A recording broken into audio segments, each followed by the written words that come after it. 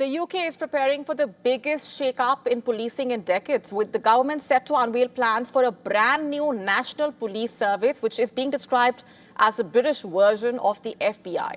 The idea is simple but far-reaching: create a single national force to handle the country's most serious and complex crimes, freeing up the local police to, in a way, focus on the everyday offences in their communities. And the government has said crime has changed, becoming more digital, more organised, and increasingly cross-border. It flags that the current system of 43 separate police forces in England and Wales is no longer fit for that challenge.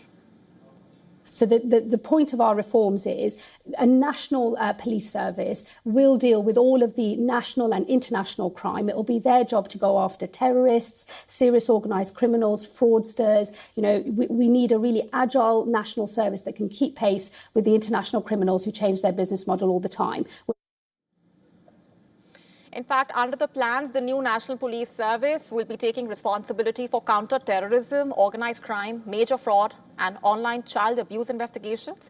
It would basically bring together the work of several existing bodies, including the National Crime Agency, regional organised crime units, specialist national policing teams, all under one unified organisation.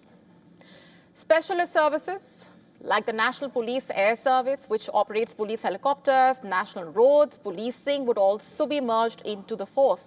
At the top of the organization would be a new post, the National Crime Commissioner, who will head a single national command structure. But what about everyday policing then?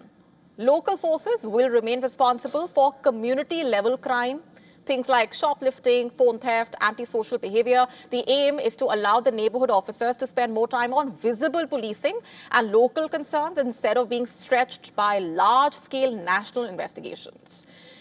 The reform is coming in part as a response to the riots and widespread disorder seen in 2024, when the Home Office called for stronger national response. As incidents become more complex and spread rapidly across regions, alongside the NPS, the Home Secretary has announced a new National Forensic Service. It is intended to clear a backlog of around 20,000 digital devices waiting to be examined, which is a major bottleneck in serious criminal investigations as well. The government also planning to create regional crime hubs to focus on offences like drug supply, serious fraud, child sexual abuse. The timing is significant as well. Fraud has become Britain's most common crime. There has been a sharp rise in online and technology-enabled offences. Police forces continue to struggle to balance serious national crimes with day-to-day local policing as well.